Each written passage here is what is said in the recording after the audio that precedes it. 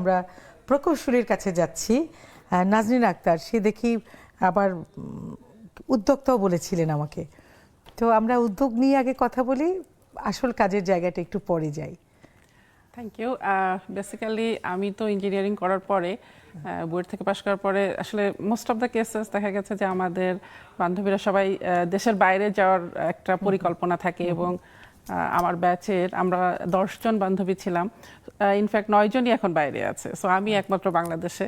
So এটা একটা decision যে আমি বাংলাদেশে থাকবো, এবং যখন থাকার ডিসিশন নিয়েছি তখন আমার কাছে মনে হচ্ছে যে আমি নিজে কিছু করতে চাই, নিজের ওন একটা ইয়ে থাকবে, সত্তা থাকবে, আর সাথে যেটা এমন একটা কিছু করব যেটা দেশের জন্য উপকারে আসে বা দেশের মানুষের জন্য উপকারে আসে, এরকম একটা আইডিয়া থেকেই আমার বিজনেস কনসেপ্ট।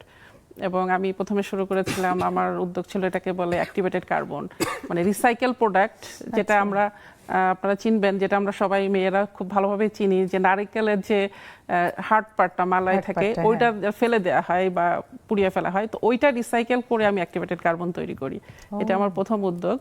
আর রিসেন্টলি আমি কাজ করছি সেটা হচ্ছে রিনিউয়েবল এনার্জি, সোলার নিয়ে কাজ করছি আর কি।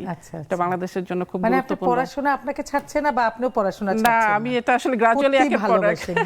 জ্ঞান মানে ওনার উদ্যোগটা ভীষণ জ্ঞান নিয়ে আর কি, মানে ভালো ডিফারেন্ট কাজ আর কি, এবং দেশের জন্য তো সাংঘাতিক একটা উপকার, খুবই উপকার। মানে এটা শুধু আপনার বিজনেস না, এটা আসলে একটা দেশের জন্য করা। এবং এই যে দেশে আপনি থেকে গেলেন, ভালোই হলো, দেশ নাইলে এত সুন্দর কাজ হারাতো।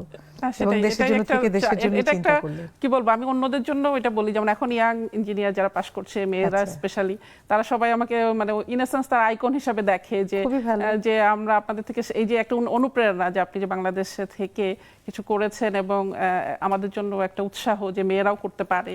সো এটা ভালো লাগে আসলে, মেয়েদেরকে আমি এটা একটা দেখাতে পারছি। মানে সত্যি কথা বলতে, যে আমি ম্যাক্সিমাম দেখেছি বুয়েট থেকে পাশ করে ম্যাক্সিমাম বাইরে যায়, যাওয়া না যাওয়া সেটা তাদের সিদ্ধান্ত, কারণগুলো তাদের জানা, আমাদের জানা নেই। কিন্তু দেশে থেকে যদি কিছু করা যায়, দেশেরও উপকার হয়, তারা তো ভালো থাকবেই নিশ্চয়ই।